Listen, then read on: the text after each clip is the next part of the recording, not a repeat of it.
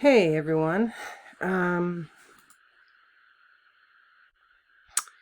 I just wanted to re-record this summary for week four's draft three. So, draft three can be connected or can grow out of the literacy narrative, but it doesn't have to. It doesn't have to have anything to do with draft one and two. So I'm going to speak about it and explain it in a sort of a standalone fashion. But if something happened, and with some folks, I made notes, that this would be something that you might explore in drafts 3 and 4. But if I didn't make that note, that doesn't mean that there isn't something there. There could be. But let me. But I'm going to give it to you, deliver it as a separate exercise, and then, and then you can proceed in a way that is best for the work that you want to do. So, okay, so draft 3 and 4 are 2 installments, and usually I do this in 4 installments during a regular semester. So I'm going to pop over to the Google Doc that I've posted. Okay, so I'm just going to run through these specs real quick, and I've tried to sort of streamline it because it is summer 2, and it is also unique summer 2. We're still sort of in a weird place in terms of COVID and sort of the in-between. Anyway, all that said, so this week, draft 3 is due, and all that you need to turn in for draft 3 is, I want you to approach it like a longer free write. So, and I'll get there in a second. I've provided definitions for multimodality, just language to consider, and a project overview. I usually spend 8 weeks on this assignment. We're spending 2.5 weeks, which is roughly half of the summer session. Every draft and most discussion forum posts or prompts will be used to help you, just sort of organize your thoughts around a multimodal project and possible things to explore. So the final project, which is draft 4, will include 2 different modes of expression. So when we say multimodality or multimodal text, all I'm talking about is quite literally what the word means: multimodal modes of expression, more than just typed and written text. It can be sound and other forms of visual text, certainly audio, video, photographs, and there's a range of things. So I am not so worried about y'all understanding what multimodality encompasses. You get it probably far more than most teachers. So with that said, draft 3, excuse me, this week, this Friday night, is just really all you're turning in is sort of a longer free write, 2.5 pages, double spaced, in response to the prompts below. So you, and this is just another summary of this stage of construction. You'll pick a topic, any topic. It doesn't have to be related to your major.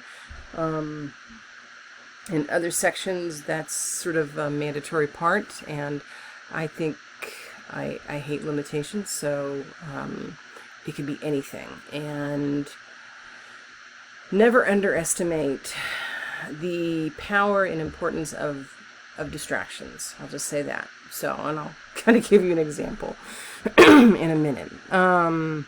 Okay, so some prompts that you might consider, and really it's a brainstorming session, so it's a free write, and you don't have to answer all these questions. I'm just trying to sort of stir things up for you and help you navigate or come up with some options. But for better or for worse, you will be picking a topic and starting to explore examples of multimodal texts that have previously been created around a topic. So here are some prompts to help you. You don't have to answer all the questions. I just need 2.5 pages, and sort of split it in half. What would be interesting to explore? And I always love the fantasy. I love this particular prompt, actually. It's one of my favorites. If you could do any topic or issue, investigate any topic or issue, and get, and I usually, and get academic credit for it, what would you want to do? Pick the thing. It's interesting. Anyway, so my mind goes to 1,000 different places. I have fantasy topics, certainly, and distractions. I don't know. Distractions are often, I think, the thing that derails you at 3 o'clock in the morning when you're supposed to be studying for an exam, is probably a pretty interesting topic. So, yeah. Anyway, whether you deem it academically legitimate or not, it's not. That's such a loose term, an elusive term. So that's not necessarily what we're doing here. We're not trying to legitimize it per se or prove legitimacy. We're just trying to, find a rabbit hole that's intriguing and jump down it. So what would be interesting to make, which is the second half of the free write, and how's your topic typically represented, and what needs to be more effective? How does it, what needs might be more effectively represented in multimodal text? How would you like to explore existing or similar topics? So I'll be posting a few videos after this one that give you examples of things. Certainly the TED Talks are a glaring example of of what I would consider multimodal text, elaborate multimodal text, and each of the TED Talks do it in different ways. So this week, but let's just take Malcolm X, for example, since I was talking about him in the first video. I think, I can't imagine talking about Malcolm. I can't read Malcolm. I can't think about him without, I have to revisit his autobiography. I have to read poems by him. I also have to look at, I'll just hold up the book, photographs I have a few books that have just some really beautiful, amazing photographs of him and throughout his life. And what else? So many speeches. Almost every single speech he's ever done is available on YouTube. And then, of course, another piece of that is to watch. Because of COVID, I think so many people were online, and I have to fix that.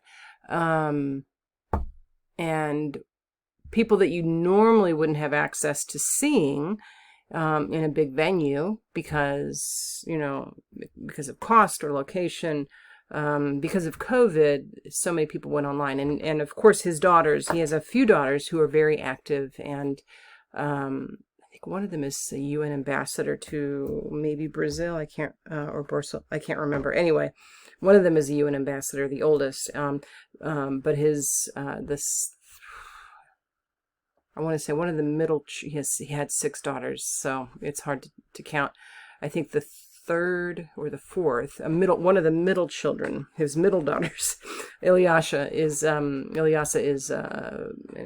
has written many books, and Growing Up X is probably one of the most noted and popular books that she's written. Anyway, she's been on Zoom quite a lot and with a lot of different people, and she's actually friends with Bernice King. So I can't watch or think about Malcolm without watching and listening to his daughters, certainly. And another added dimension for me is also thinking about him and his legacy in context, which means looking at it in relation also to Dr. King.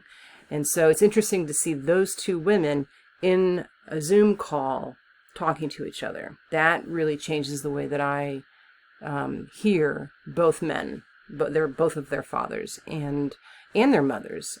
So all that said, it just continues to grow and take different shapes. But also, there's that wonderful new documentary on Netflix, Who Killed Malcolm X, which I know a few folks that I've talked to in our class have watched. So incredible work done by that filmmaker. So all that said is that so that's an example of a topic that you can't just read the autobiography of Malcolm X. You have to really really understand the messy human being that Malcolm was, and we all are, messy human beings, to really understand how rich his history is, and was, and what his contribution has been. You have to immerse yourself in the range of texts and experiences. So that's an example. So, and I would just spend draft free spinning that out and just talking about that. It's, if I chose to do that, so if that was my topic. So, and in terms of how would you like to explore an existing or similar topic, in what format or shape? So you can make something, or you can, sometimes exploring is making, but I realize too that we only have two and a half weeks, or really 2 weeks. So what you might do is, making might be creating a container, a place to sort of to explore a topic and to collect all the different things that you've read or watched and investigated in relation to your topic. Or you could actually make something. So either or, the container, if you created a website to just sort of start collecting links and videos or what have you, that certainly is a valid product, and it can be private and locked down, and it doesn't have to be public, But you could also be more creative. So in the next 2 videos, I will walk through some pretty popular examples, but also some student examples. If you look at I think I've posted a link already. Let me go back to the site. Past student projects, yeah. So if you pull that up, oh, that's not what's supposed to come up. Anyway, I will post a new. I don't know why that did that. Anyway, past student projects. I'll have some, an Adobe Spark page should be here, and then I'll have another link of just sort of, products, just some popular products that are related to things that I'm interested in. So, and walk through some other options. I'll also post at the top of As You Learn some resources and things that you might explore. So that will hopefully help you along the way. If you choose to do something that is not in a digital format, you absolutely can. Lots of people do very creative work. You'll see that in the past student projects video that I'm gonna do next. And in which case you can use your phone or a camera and take pictures if you do something that's more creative and physical. So, okay, I'm going to hop over to that video and make sure my links are working. And that's it for now. So, for examples, specifically past student projects and some stellar examples that are just sort of out there on the internet, watch the next video. Otherwise, I will talk to you soon. Have a good week. Stay cool.